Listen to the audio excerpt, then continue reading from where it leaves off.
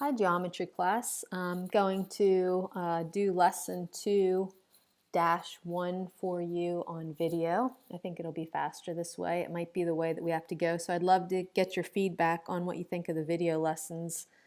We could possibly do some video lessons and then go over our homework online. We'll try to figure all this out as we go. So we are going to do lesson 2-1, if-then statements and converses. This is from the chapter is called Deductive Reasoning. So this is a lot different than what we just did. This is foundational, again, of geometry. So the first thing we're going to talk about is this statement: if it rains, then I will give you a ride home.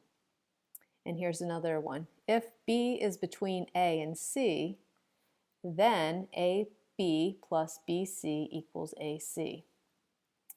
These are both called conditional statements because it's conditioned. If it rains, then that's the condition. The condition is if it rains, then you will do the second part of it.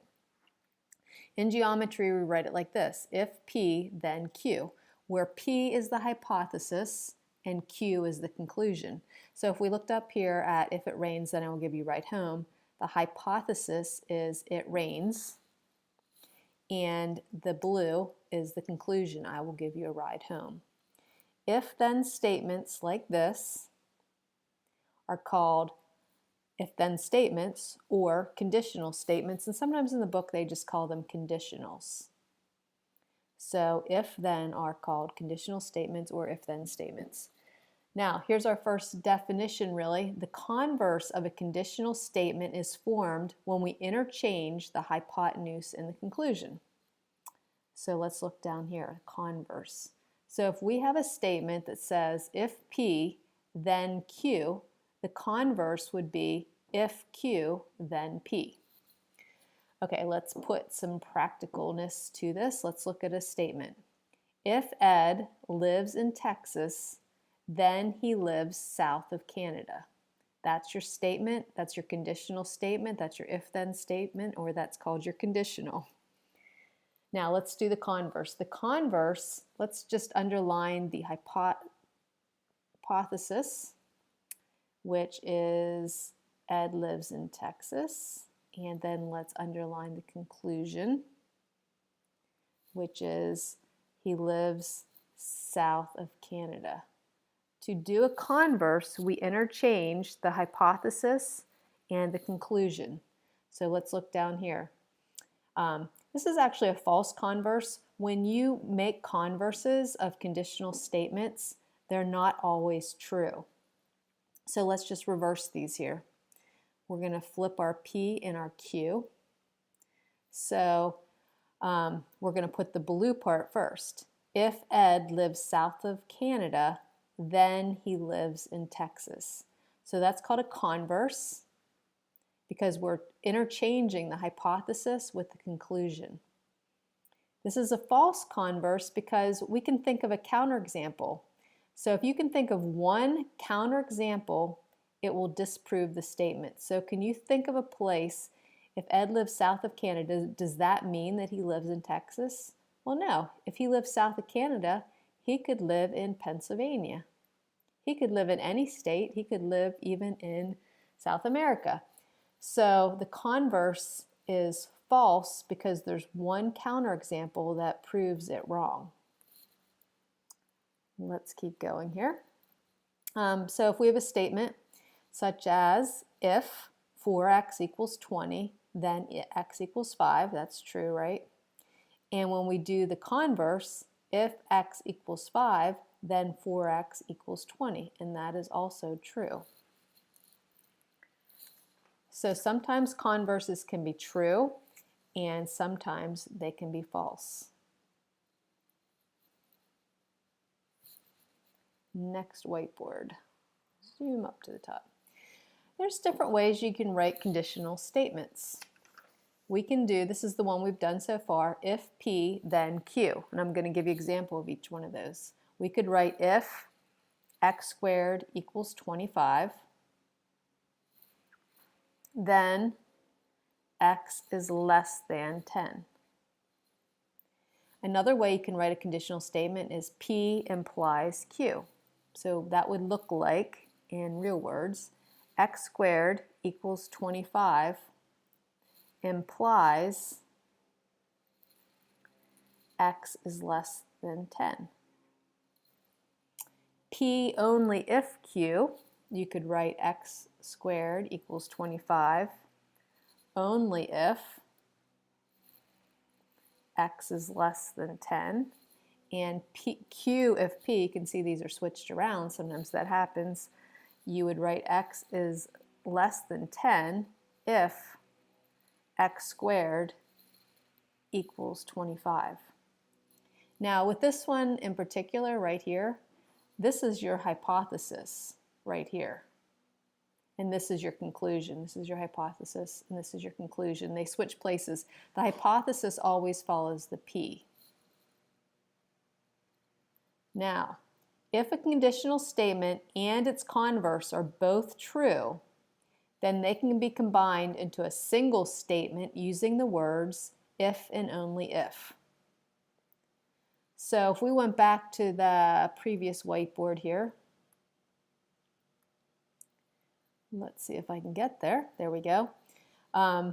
This one, if 4x equals 20, then x equals 5. And its converse, if x equals 5, then 4x equals 20.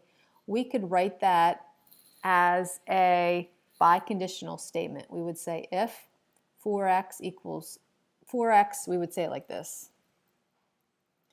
4x equals 20 if and only if x equals 5.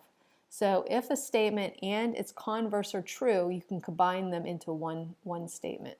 And that'll come up in the homework in a few minutes here.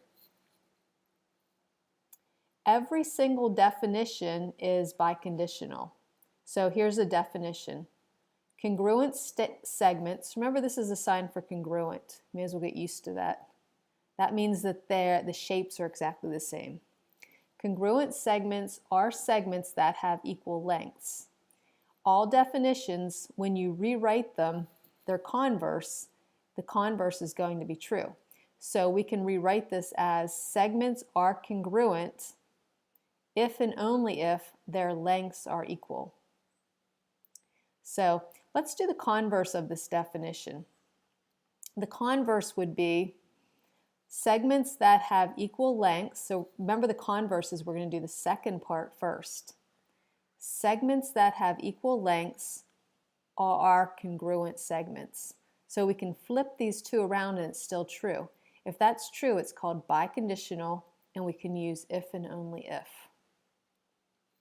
So we're going to try a couple examples for you from the written exercises. I think the lessons are going to go a lot faster if I do them on video. And I already have everything written out, so it makes it go fast. Okay, so number 9 from your homework. Points lie in one plane if and only if they are coplanar. Now, this is called a biconditional statement. Biconditional. It's called biconditional when you have this if and only if. Remember, IFF means the same thing as if and only if. We're going to learn a lot of shorthand in geometry. That means we can reverse the hypothesis and the conclusion, and it's still true. So what they want you to do in your homework, it says write each biconditional as two conditionals that are converses of each other. So I'm going to write the statement and its converse. So here's the statements. If points lie in one plane, then they are coplanar. So the statement is just basically putting an if here and a then here.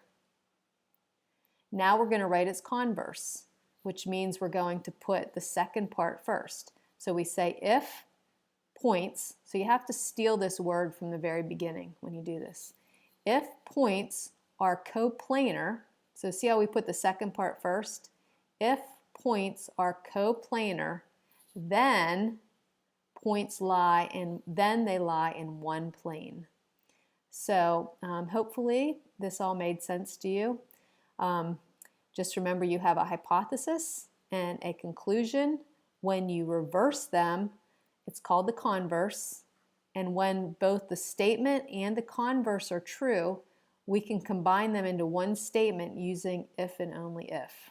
Okay, I have a couple more homework problems just to hopefully make your homework easier. Let's try number 2 here from your book. Number 2 says, write the hypothesis and the conclusion of each conditional. So I just wrote this down. Here's the conditional statement. Here's the statement that they gave you. I can't sleep if I'm not tired. Now, do you see this if right here? That means that this is actually the hypothesis, and this first part is the conclusion. So I just rewrote it first. You don't have to, but I rewrote it. I put if, and remember this part comes first, I'm not tired, then I can't sleep. So basically what I did was I just rewrote this as, let me just get a color here. I just rewrote this as a conditional statement. And in the book they just called it conditional. Now, they want to know, what they're asking for numbers 1 through 6 is write the hypothesis and the conclusion. So the hypothesis is the red. I'm not tired, because it's the part that comes after the if. I'm not tired, and the conclusion is, then I can't sleep. So it's a second part conclusion. So numbers 1 through 6, you're just going to take the statements and write the hypothesis and the conclusion. Okay, I have a few more problems to do here. Number 12. This one says, provide a counterexample to show that each statement is false. You may use words or a diagram. Now remember, we have to find the converse first to show that the statement is false. Actually, you don't have to show it. They just want you to show a counterexample that this statement is false. So if n squared equals 5n, then n equals 5. So you're thinking, yeah, that's true. If I put a 5 in here, I'm going to get 25 equals 25. That's true. But they're already telling you that you have to find something false. So what would be another one that would be, you could put in here besides 5? You have to find one other statement. So if I put a 0 in here, if I said n equals 0, doesn't that work as well? We're going to get 0 equals 0. So I've provided a counterexample. There's another number that you could put in here that would make this not true, would make it true. So n isn't the only number. Let's go to number 16. Same idea. If a four-sided figure has 4 congruent sides, then it has 4 right angles. Well, I can draw a counterexample. I can make one like this. Mine's not good. As you know, I can't draw. More of a parallelogram. So this one has 4 congruent sides, but it does not have 4 right angles. So that's our counterexample to prove this false. All right, and the last one that I'm going to do is number 18. It says, tell whether each statement is true or false, then write the converse and tell whether it's true or false. So let's see if this first one's true. If x squared equals 4, then x equals negative 2. Well, that's true, right? If I put a negative 2 in here and square it, I'm going to get 4. So that's true. Let's write its converse. If x equals negative 2, then x squared equals 4. Is that true? This one is actually true. I'm going to change my answer here. But this one is false because we could also put in a positive 2. So I came up with a counterexample for this one. There's actually 2 answers for this. If x squared equals 4, then x equals negative 2. Well, it can also equal positive 2. So this is false, but the converse of this one is true. So that's what you have to do on numbers 17 through 22. You have to decide whether the statement is true and whether the converse is true. So you could either get 2 falses, 2 trues, 1 false, 1 true. So That's it for lesson 2-1, and I hope that helps you to be able to get your homework done for this week. If you have any trouble, please list the ones you didn't get on the help board and take pictures, please, of your homework and send it in to me.